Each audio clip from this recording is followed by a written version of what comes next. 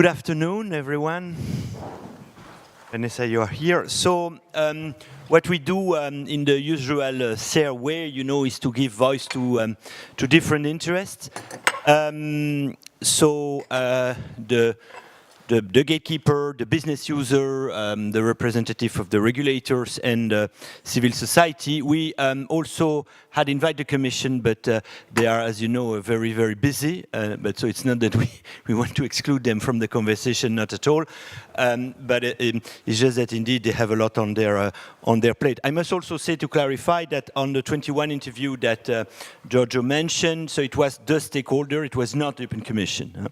And we did that precisely because we wanted to have, in a way, an independent view of the process what the Commission is doing. But as Giorgio said, at the end of the day, we thought that some results have been achieved. Clearly, I mean, the Commission has done its best, but now everyone has learned from that 1 year of implementation, and I think we should all learn from it and improve. So how we will run this panel of a bit less than an hour is that I will ask the different panelists here to give their view on the recommendation that Giorgio has presented, what they think were good, what they think they were less good, and then engage a discussion among the panelists with you, and also online. If you have some question, don't hesitate to ask them, and they will, in one way or another, come back to me.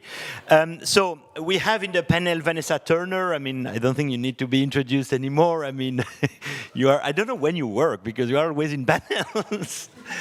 But representing so BEUC, the consumer association. Then we have Aurélien from DuckDuckGo, you know, business user who benefit from the hopefully benefit from the DMA. So you will give your view on it. Then we have Carolina Lorenzon from Media from Europe, also in that context a business user and potential beneficiaries of the DMA. Then we have Gary Davis, from Apple, a gatekeeper. And then finally, Chiara Caccinelli. She is at Arcep, the French telecom regulator, but also BEREC, the club of the telecom regulator, if you want. And as she will explain, Axel already mentioned what could be the role of the National Competition Authority, but the National Telecom Authority may also have a role and are playing an important role, in particular in interoperability. So you will explain that. But so first, Vanessa, what did you like in the report and what you didn't like? Thank you very much. Yeah, that's working, isn't it? For the invitation to join you today and for the introduction. While I actually like many of the suggestions in the report, I'm going to pick out two that I particularly like and one that I think needs a little bit more verification. And these will all come from the second section of the report, headed Improving the Implementation Process. So, first of all, I welcome the idea of more multilateral regulatory dialogue. The Commission taking a more active convening role in this, and if necessary, providing further guidance and direction. And the feedback reports cites the choice screen design example as a good example of the potential benefits of this. Having said this, for those of you who've read the report, for me there is an important angle missing in this recommendation, and that is the constituency that I represent, the end user, who are not mentioned. I did a quick count of the mentions of the different DMA constituents in the policy recommendations. The results are gatekeepers, 59 mentions, business users, 34, end users, 3. That's not an artificial intelligence tool, you know. That was manual, thank you very much. But I mean, this is undoubtedly a kind of consequence of the interviewees of the study. And obviously, don't get me wrong, implementation concerns first and foremost the service providers. But for the DMA to work, and this is why I think it's important, it's not sufficient for business users to be able to access end users.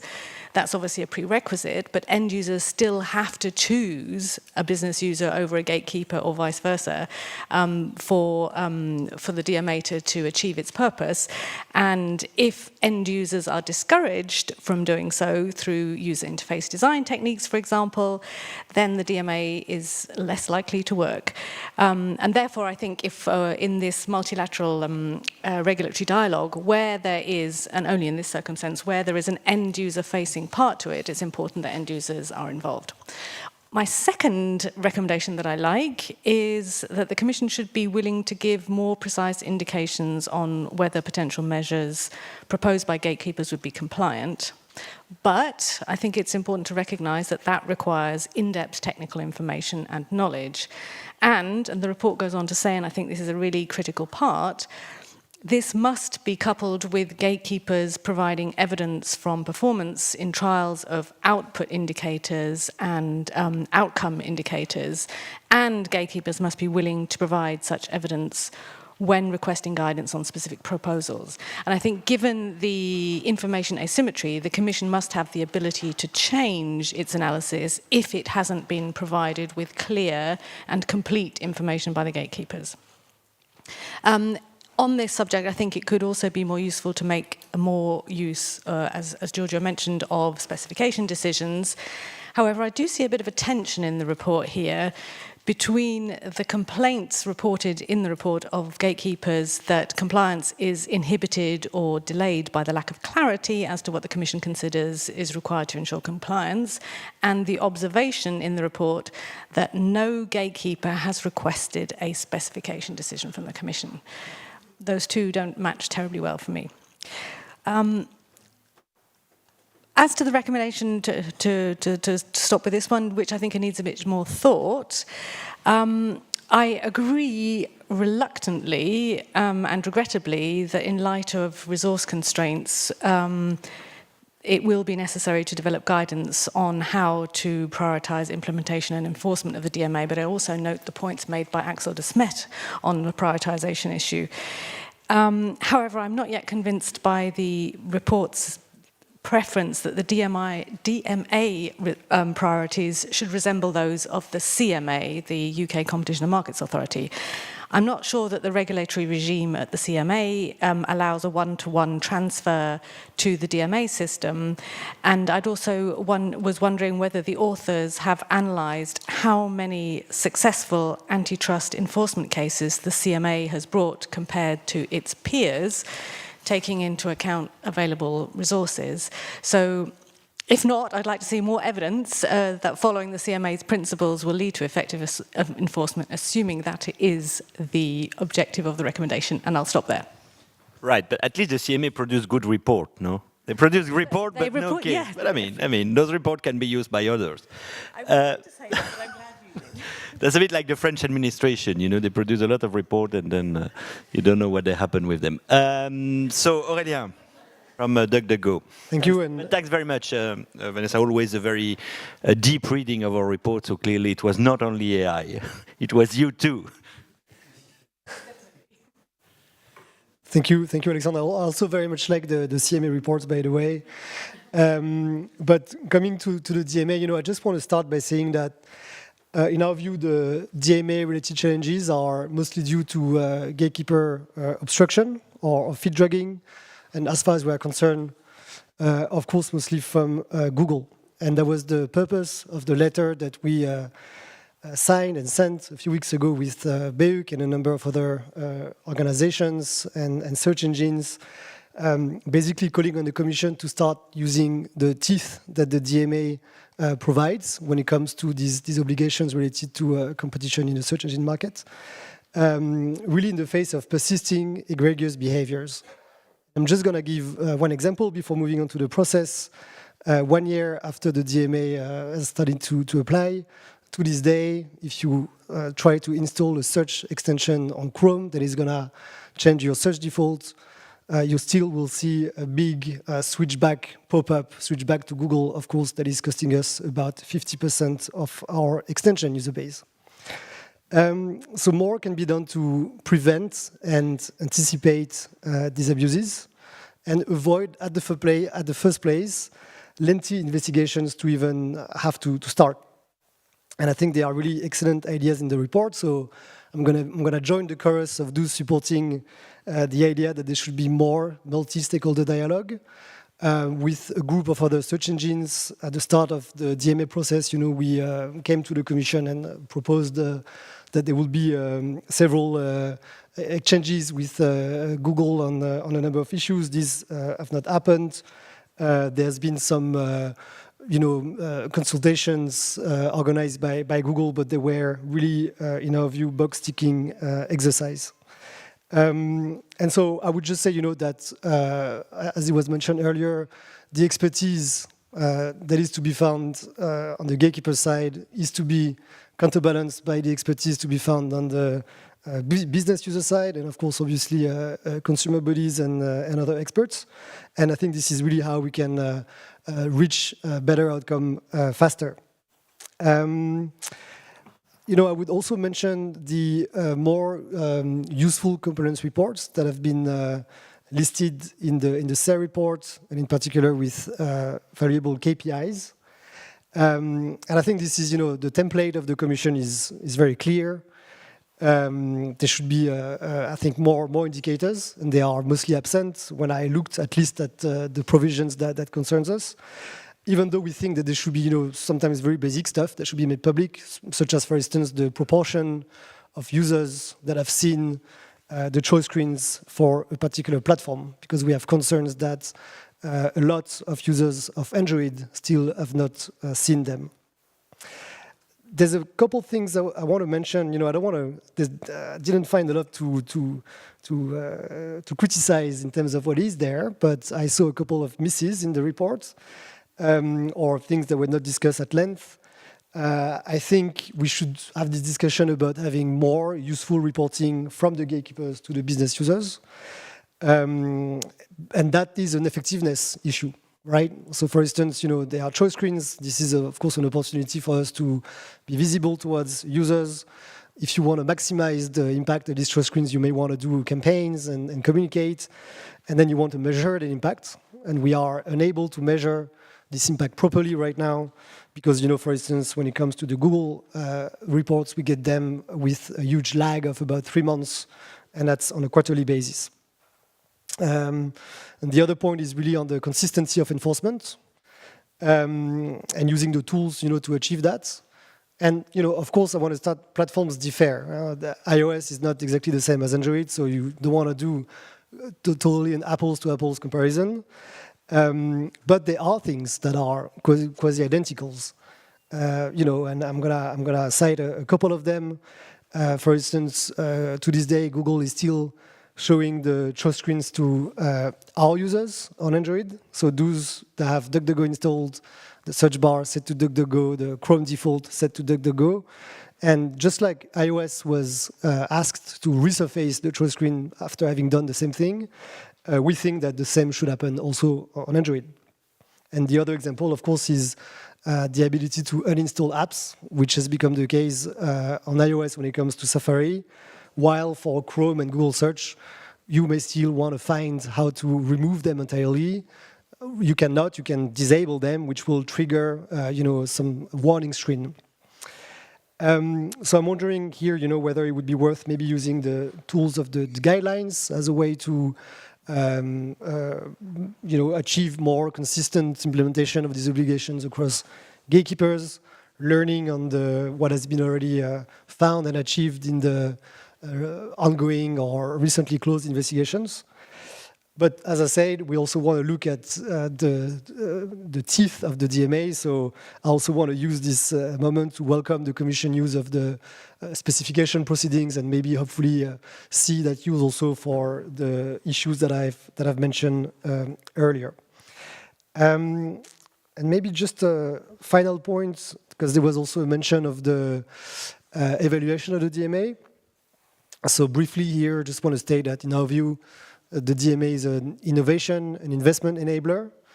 And so as a general point, I think the key in the evaluation will be to look into how to enhance this, how to maximize, the impact on innovation investment from firms in Europe, in the US, and elsewhere.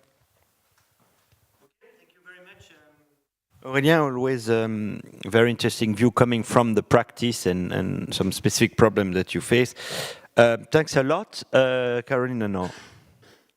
Thanks, Alexandre. I also take the opportunity to thank Professor Monti, and I also learned a lot today from President Desmet. Fora like this are the opportunities for us to understand, to foster mutual understanding and trust, which is much needed for the purpose of implementing the DMA. And I must say that, we engaged early in this process with CERRE, also with people in business operations, so it was a very useful exercise for us internally, not just regulatory affairs people. And I'm actually, it is a useful instrument, the DMA. It is dynamic. We participated in the interviews, and that was a way for us to understand that we do have rights. So our managers now have their little booklet of do's and don'ts. They know exactly what their rights are, and so there is hope. You just do not necessarily have to give in, but there is a route to meaningful business relations, and we believe that, again, I'm really thankful for the process we engage in with CERRE. We pretty much like everything that you have produced, both in, the first the early feedback and the final recommendations. But if I really have to focus on what is really important to us, everybody mentioned that we need improved dialogue between gatekeepers, business users, and the Commission, but yet there is a problem of information asymmetry, and it's the gatekeepers to really know how their business really functions. So we welcome the fact that there could be specific disclosure obligations and mandatory third-party audits imposed to gatekeeper. And in addition, that the dialogue should proceed with a clear and precise timetable, so that it could not be there could not be undue delays in the regulation implementation. Compliance reports. That's it's pretty hard to digest. So what we like in the recommendations that came actually out of the early feedback report is that compliance reports can be managed as live documents, and that can be updated every time there's a change in software or so. So that's a very useful instrument for us, for business people, to know what it is really happening, and things do happen. And crucial for us at this stage is legal predictability.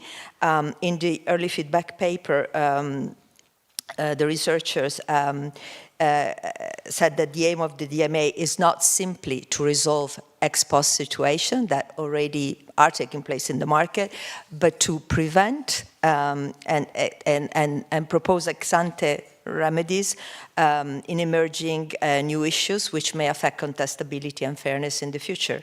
So preventing dominant positions in the near future should be duly considered by the European Commission, and this entails designating CPSs in markets in which the gatekeepers are not yet dominant. This is the very goal of the DMA, else we would go to the good old antitrust.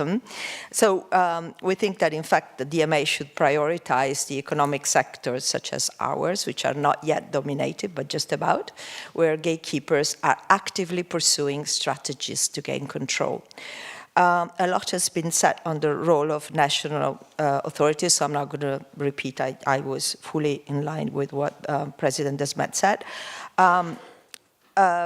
But in terms of strengthening the cooperation between the Commission and the NCAs, what it is important to us is to establish a clear cooperation mechanism, considering that private entities will be eventually entitled to claim damages for the infringement of the rights that are conferred upon us by the Digital Markets Act. So, for instance, Germany has already enacted the legislation that aligns the private enforcement of the DMA with competition law. And given the substantial resources required for the implementation of the DMA, the role of NCAs will be crucial in supporting the Commission throughout the process. Now, a couple of words on what we not necessarily don't like, but we don't just think it is the right timing. It's the European Digital Authority and DMA enforcement. I mean, in times where, you know, there's a budget problem and it's difficult enough to step up efforts for defense and security, we don't think it's the right time. And then we also think, how independent will that agency be? I mean, we see what's happening across the Atlantic, so how do you appoint the top jobs? So we'd rather rely on the current system, so you have cooperation between the Commission and NCA, as it's been eloquently explained before.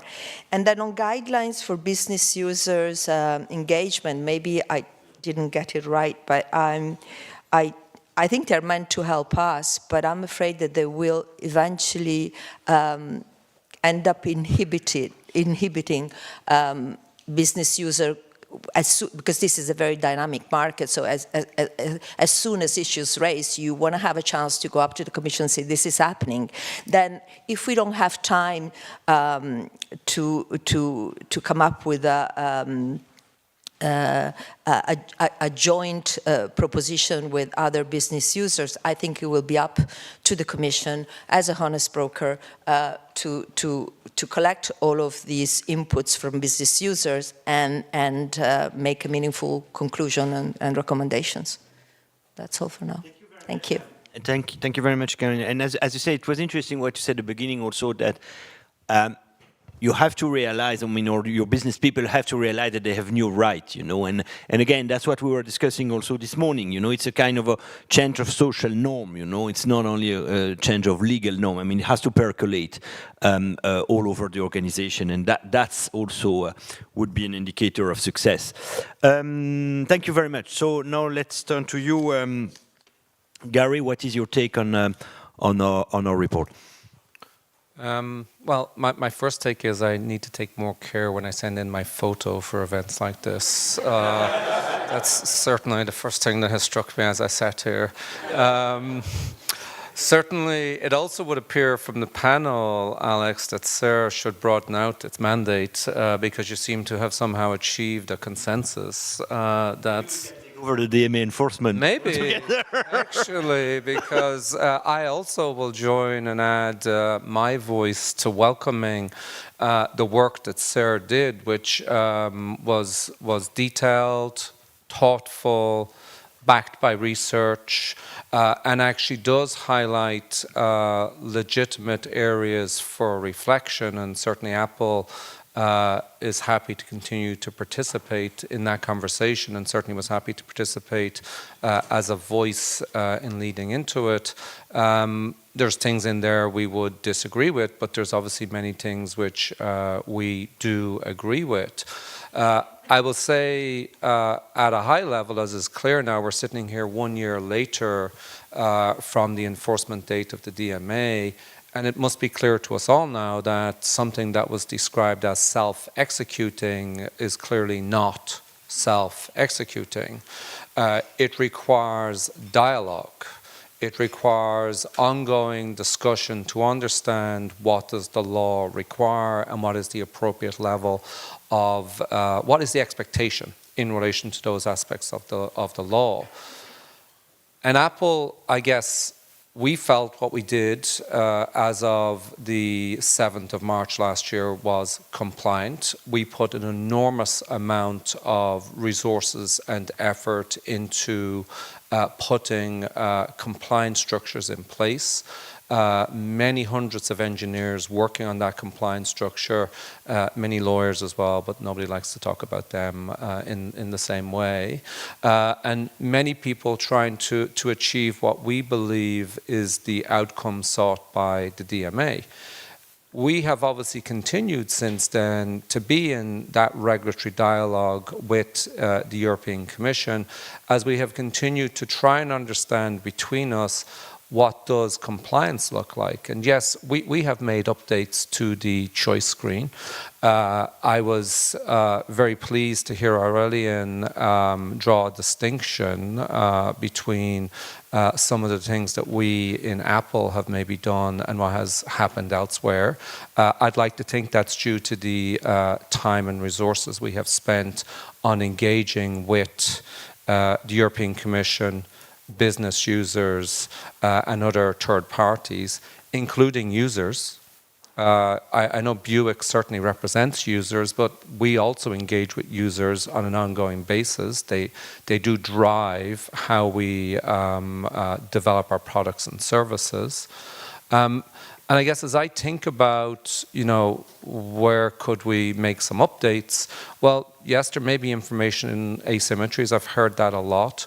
But those information asymmetries also exist between the different compliance approaches of different gatekeepers. I don't have any insight at any given moment as to what level of discussions are taking place with other gatekeepers in relation to perhaps somewhat similar outcomes to us as Apple. And so therefore we've possibly ended up in a situation described by Aurélien there, where there seems to be a difference. Now, I don't know what the difference is because, in fact, I don't do research in relation to the other platform, but there does seem to be a difference there. So that seems to be an area for improvement. Another area for improvement, and I think we've heard that from other voices, and it's certainly called out in the report, is involving more people. Those more people can certainly be more business users and perhaps a wider array of them, rather than perhaps just the same business users who make their voices heard in multiple different markets and make their voices heard through industry associations in multiple different markets. There is a wider group of business users out there, and there's a wider group of users, but there's also relevant regulators. So there are, I've heard the high-level group was mentioned on the slides.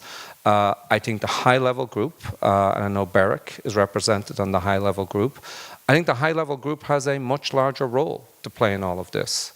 I think ENISA has a larger role to play in this. I think that the data protection authorities, I know they're represented like BEREC on the high-level group, but I believe they have a larger role to play in this. And the reason why I feel that they should also be represented is that in some occasions we obviously, as Apple, have taken on privacy and security as a differentiator. It is something that we have invested in and care about to differentiate our product from other equivalent products on the market. That is a competitive differentiator. So when we highlight privacy and security issues, I think it is good to have other expert voices come to the table and say whether or not the points that we are making are valid. Not just people having to trust Apple or in fact rely upon DG Connect and DG Comp to reach a view on that. And I will say in that respect that the colleagues that I have worked with in DG Connect and DG Comp are genuinely doing their jobs. They are trying to get the outcome that they believe is right from a DMA perspective.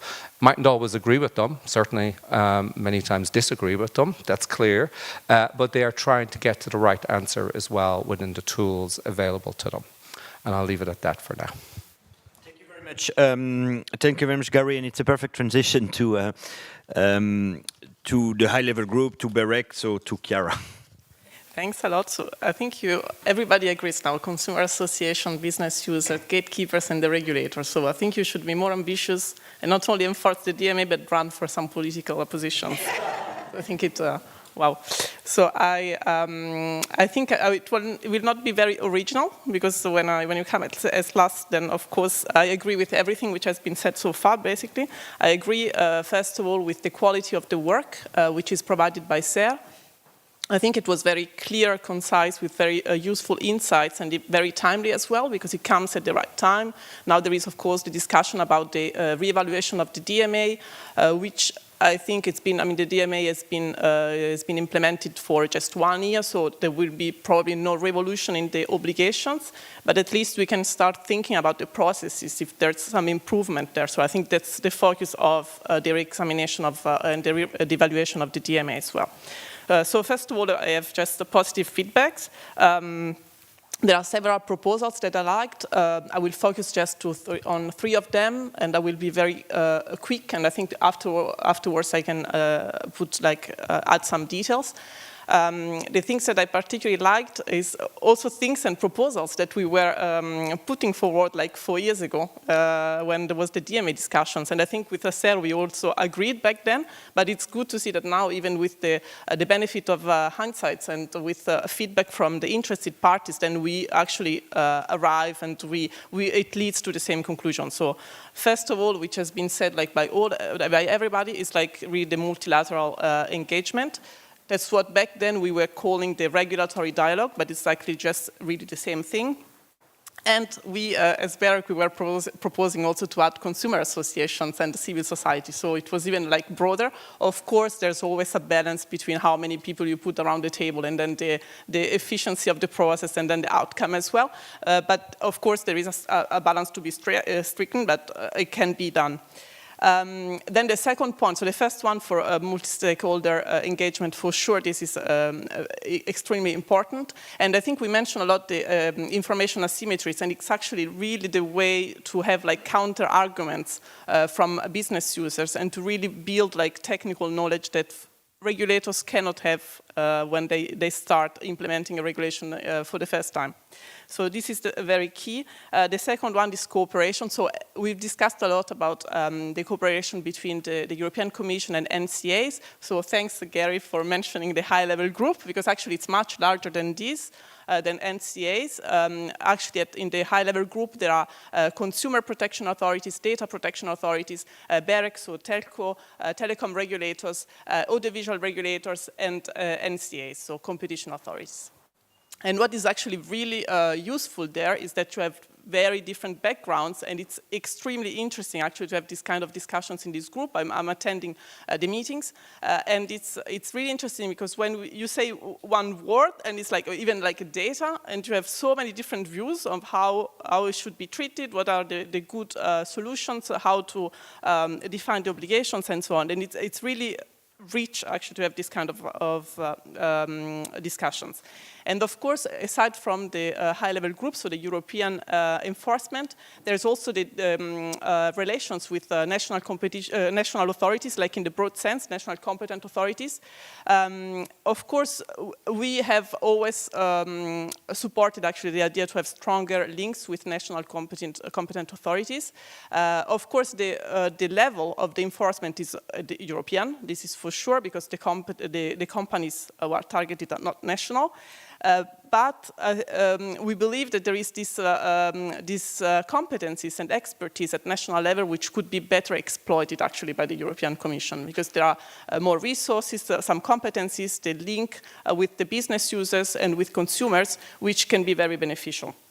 And as BEREC, and maybe we can talk about it afterwards, we have really concrete also contributions to the implementation of the DMA, because we were responsible of producing opinions on the reference offers which are produced by the gatekeepers for the interoperability of messaging services. So in this case, the gatekeepers is Meta, and the messaging services is WhatsApp and Messenger.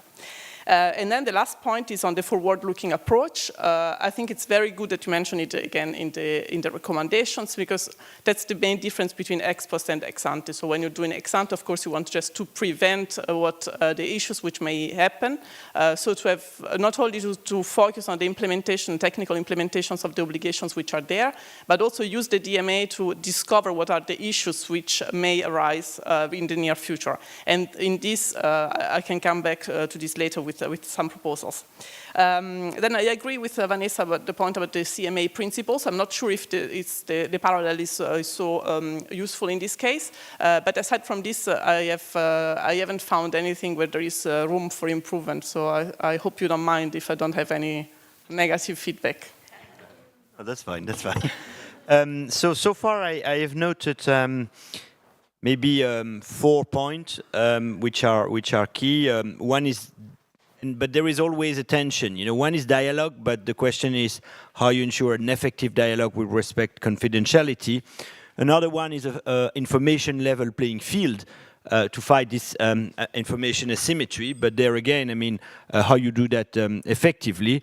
The third is a holistic approach, and we came that, which is taking into account the different objective of the different law that we have in the rule book, and this is we were discussing also this morning in the context of the DSA, and finally a call for non-discrimination. But then again, how you reconcile that with prioritization, So I think those are the four. So dialogue, information, level playing field, holistic approach, and non-discrimination, which I gather from this first batch of discussion. And then more fundamentally, and that's what we show in the report, and that Giorgio mentioned, is that we need to have a system where there is more trust, because one thing which we had the impression by in the interview is that this is something which was still lacking. Now, obviously, when you have a regulatory process and a new regulatory process, it takes time to build trust. So it's not a criticism of anyone so far, but I mean, it's clear that this is a point of attention. So thank you very much. I don't know if there are some question or remark in the audience before I go back to each of you, if you want to react to what you have heard, or any question, remark, observation, also online. I don't know, nothing. Okay, so maybe we can come back. Vanessa, I don't know if you have some, on the basis of what you have heard, if you have some comment, remark. Maybe I should try and make us a little bit less harmonious, just to for the sake of discussion. I'm wondering if we've all agreed on that a lot of what is in the report is good, but I'm just wondering if there's one fundamental thing missing from the report. It notes in its introduction, and I quote it, "In some cases, gatekeepers also lack the incentives to self-enforce." What I don't think the report tackles, and probably because it's very difficult and I haven't found the solution, if I had, I'd probably be lying on a beach, but is how do we tackle the lack of incentive to comply? Because 1 year on, we have still a lot of non-compliance, and I don't think we can blame that on the Commission. Many of the recommendations require, the ones that we've discussed, require gatekeepers, and business users, but to genuinely participate and to find genuine solutions rather than finding problems. And I don't think it's appropriate that we're not distinguishing between those gatekeepers who have found a way to comply from those who seem to be more focused on finding other ways of reacting. So I wonder, do you have a recommendation to add to this, that how we can actually make the incentives greater for compliance? Okay, so maybe the other panelists, if you want to react on that or everything you have said. But I think one element that we have in the report, and that we had in fact in the report the year before, is that we need to have compliance report with more on the one hand, quantitative indicators, and on the other hand, standardized indicators, because that would allow, in a way, for everyone to precisely see what is the direction of travel which is expected, and also to do some benchmarking among the gatekeepers. Now, of course, we recognize that the business model of all those gatekeepers are very different. But this kind of benchmarking exercise may be interesting. I mean, Gary was mentioning also that there was a kind of information asymmetry in that regard. No, that there is an information asymmetry among the gatekeeper, that may be a good thing. Otherwise, it may be a kind of collusive equilibrium. But I think from the regulatory point of view, I think if we have a clearer, what we were calling output indicators, so you know how an obligation is taken up, and why, if it is not taken up. I mean, it's not because an obligation is not taken up that there is no compliance. Let's be clear on this. But I mean, it may be an interesting signal from the market that something is working or something is not working. Okay, so maybe if we have more quantitative indicators and standardized indicators, that may be a way to increase the ability and the incentive to comply. Because there is also, and we should not forget that, an ability to comply in the sense that if you don't know exactly what you have to do. Now, for some obligation, it's clear, clearly some obligations are more self-executing than others. There is no doubt about that. But for the one which are not self-executing, I mean, you may have the specification decision route that the Commission has started to take, but I would say on my side, but I don't know, I mean, Giorgio, you may want to jump in also on this, that may be one way. On that or on other thing? Yeah, I mean, I want to weigh in, I guess, on the supporting, the need for more transparency and scrutiny. And so I mentioned earlier the discussions between gatekeepers and business users, but also at a higher level, I think there's value in having a more public discussion to the extent possible on a number of things. And I think the publicly available KPIs is clearly, I think, can play a big part there. And then a couple of the things, I think, for instance, the Parliament even would have a role in, they have a DMA working group. I think they could have a more active role in also organizing these groups and these meetings, maybe in a public fashion, using this forum to also maybe, confront a bit the different perspectives on specific issues, because after all, they are the institution that needs to look after how the regulation is being implemented.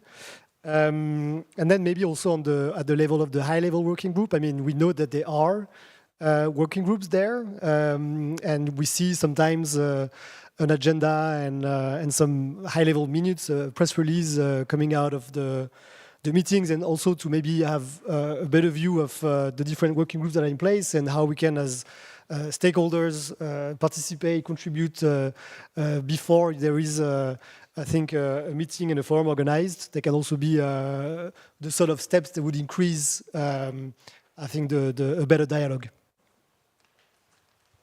Thank you. Another interesting project that CERRE has been working on is on the interaction between the DMA and other regulations. And for us as a media company, the first interplay would be with the EMFA.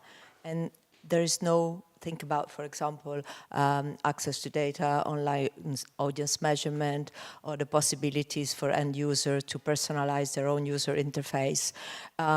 So for us, it is intertwined, but there's no overlap. They complement each other. So there is so much more for us in the DMA than just contestability, fairness, and the strengthening of the internal market, but there's also enabling innovation, enforcing European values and cultural diversity and pluralism, you name it. So it is a fundamental pillar of our regulatory strategy. And again, thanks for helping us understanding it better and possibly enforcing it in a meaningful way. Thank you. Happy to talk about the specification decisions process, as obviously we've seen 2 last week, and Apple was the happy recipient of those. That process, it was obviously prescribed in law within Article 8.2, obviously, and it was mentioned earlier that no gatekeeper has asked for a specification decision, which would be, I think it's Article 8.3, is it? So within Article 8.2, there is a 6-month hourglass set with the sands of time running through it that both the European Commission and Apple in this instance, but also actually business users who are contributing to that process must adhere to. And that turned out to be almost an impossibility to achieve the kind of outcome without a significant loss in sleep for everybody involved in the process. And in addition to the 6 months that is set, we also lost a month, obviously, with the changeover in the Commission, which actually delayed the process beyond everybody's control. So while the concept of a specification decision is on paper, and certainly as put into the law, a good idea. Turns out that 6 months, and certainly 5 months, when you take away the month, is not possible. It's not possible to achieve the kind of outcomes that I believe were envisaged by the lawmakers within that period of time without achieving what I would say are imperfect outcomes. And probably the pressure on everybody involved, and that's all the parties that I named, is intensified when you have 2 decisions running concurrently. And perhaps to test the process out, maybe picking one might have been the best way to go about it. And certainly, obviously, I think we're pretty clearly on record as indicating that, you know, we don't like the outcome, certainly in relation to process. We think it is too detailed. We think the expectations are too involved in our software development cycle. And maybe if we had more time to build an understanding between all the parties involved, we could have ended up with an outcome that would be easier to give effect to than what we've all had to operate on within the timeline available to us. Thank you. Thank you, Gary. On those specification decisions, okay, so one advice you would say is that to have a little bit more time. Now, I guess that we are talking about 6 months of the specification, the formal, let's say, specification process, but I guess there was some discussion before. The question is, the question I wanted to ask you is how much those discussions before the start of the specification process were useful for the specification process, and then how do you see the relationship between those informal dialogue that you have regarding compliance, and then the possibility to either go through the route of a specification decision or through the route of a non-compliance proceeding? I don't know if you have some view on this, on the basis of your experience. Well, I certainly don't want a non-compliance proceeding. So, you know, as opposed to that, the specification decision is a far more rational and reasonable way to proceed. And on paper, I'm not disagreeing with the concept of it, to try and arrive out at an outcome which elaborates upon what is expected within the DMA, because it's the point, I guess, that I've been trying to make, is that the DMA actually does not have the level of specificity within it in terms of all the requirements. That's becoming very clear to us all. I noted Vanessa made a pretty confident statement about non-compliance there. I'm not going to, it's certainly not the case in relation to Apple. I believe we have complied with the law as we understand it needs to be complied with. I think a specification decision can help take you to the next level, but I think there's a way to achieve that without the clock running that way. In that specific instance, Alex, we hadn't gone into that level of detail on connected devices. Maybe there would have been an opportunity to do so. We're still obviously talking to the Commission on an ongoing basis in what I would call a regulatory dialogue, and I find that process useful, actually. I find it useful to aid our understanding, to understand how the Commission is thinking, and actually to go to a point that was said earlier. What we're doing by that process is we're building the level of understanding of each side, including on the Commission side in relation to the way our software and devices operate, which I think is a key issue, which is probably why I was also calling for more voices at the table, including experts on security, privacy, telecoms, because they can also help aid that understanding.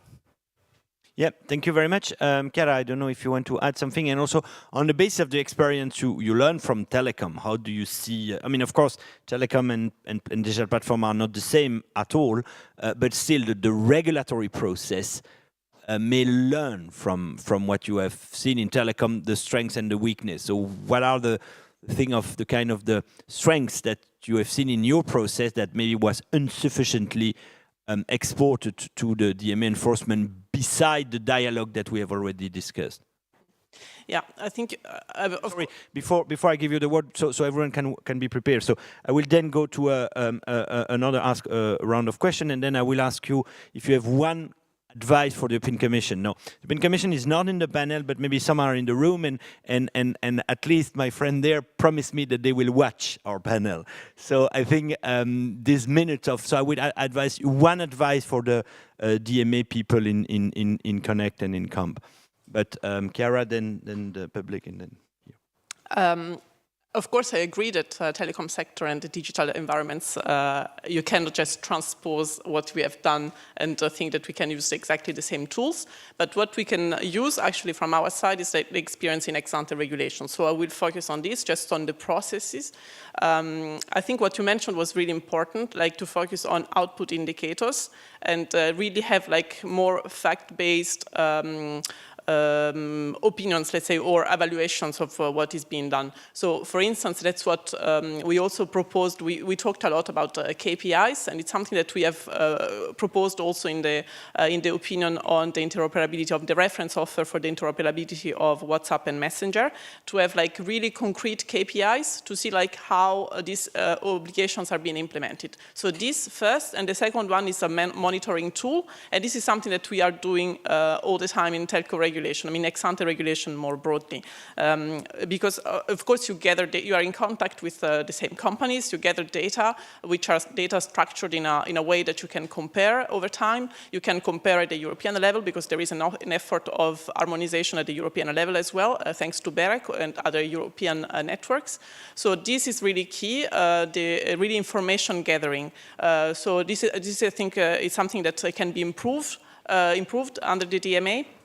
And really to have like this kind of monitoring tools. For instance, in the reference in the interoperability of messaging services, we propose like to check who is asking for the interoperability. How far is the request treated?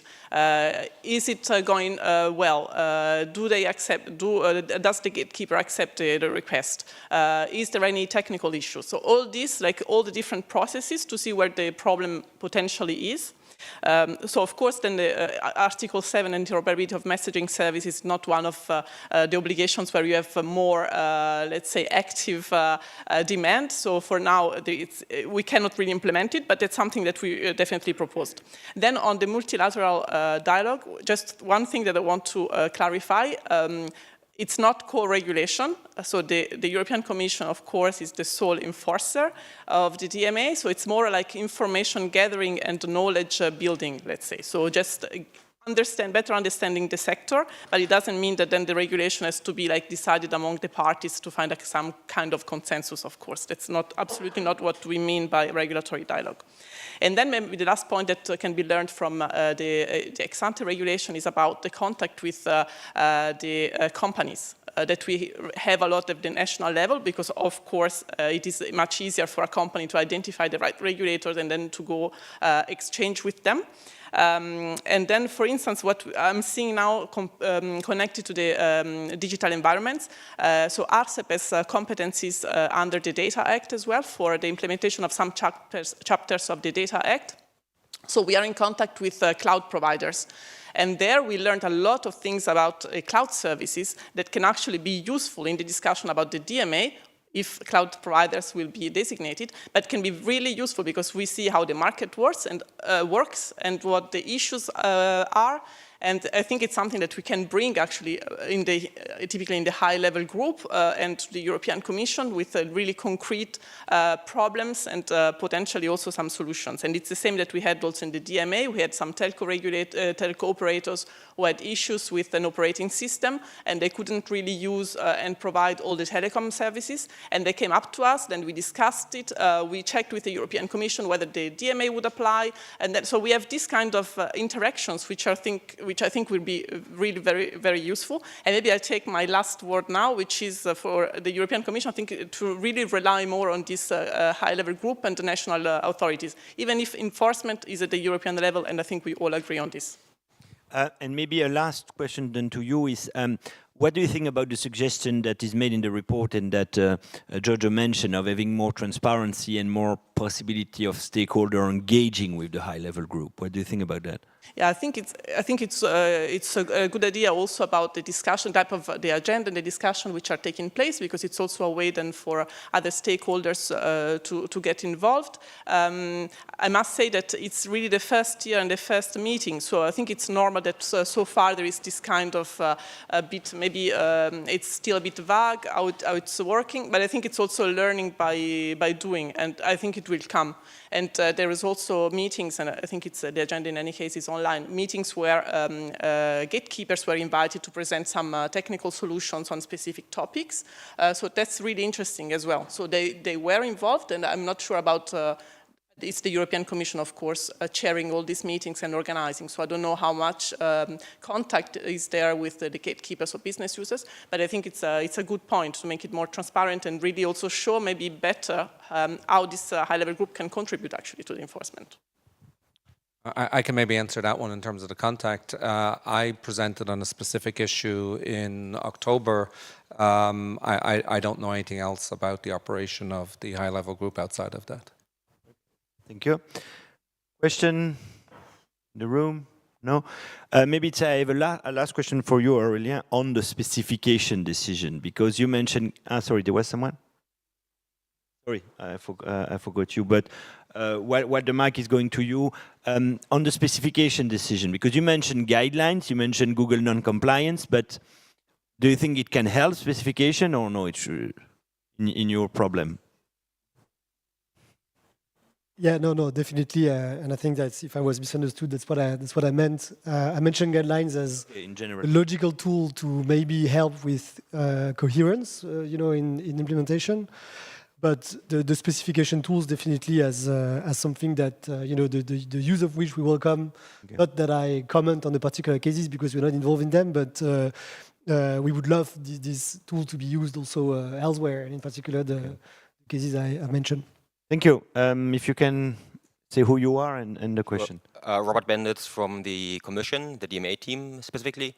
So you are there. Good. That is one of the points I wanted to make. We are here, we are listening. I think it's a super interesting discussion. Thanks for your work. Research, I think talking to stakeholders, that's what we're also doing. That's the right way to do it. We'll study the report with interest, follow up on that. 2 points I want to raise. On the KPIs, in particular on Article 7, for instance, that is one of the reasons, or one of the goals of the specifications. One is really on the process. So there are requests being lodged, and then what happens with them? What's the status? So kind of to increase transparency, to have KPIs, that's the goal of one of these. More generally on specification, I mean, it's interesting to hear that now that there's on the one hand unclarity as to what the provisions mean, and then on the other hand, the clarity that comes too fast. I think we haven't heard that before. I think that's important under the DMA to kind of get to results quickly, and that's what we endeavor to do. Thank you. Thank you. Thank you very much. So for this gentleman, the one phrase advice for him and his colleague. One phrase. Keep going. End users are counting on you. A word on the evaluation to look at all that happened since the DMA has been put in place outside of the DMA, and on the search market there's been AI innovation, the US versus Google case, with of course very similar characteristics of the market also here. And so I think there are ways to further improve the obligations to enable more contestability on that market. I gotta take a big breath before I dare saying this, but in the middle of a trade war where European regulation is perceived as a non-trade barrier, it was really comforting to see that the Commission is not shying away from DMA enforcement, and that in fact on March 19th, preliminary fundings were sent to Alphabet for non-compliance on search on Google Play. So what else can I say? Just guys, go for it and don't be intimidated. Gary? Who am I addressing this to? the Commission? Oh, they know my views on all things already, so I'm not sure I need to state them beyond that. I think I've said what I need to. I'll leave the floor to other people. Thank you. And Chiara? Yeah, you Chiara, rely on you. Okay, so thank you very much for the panelists. It was really fascinating. Thanks a lot.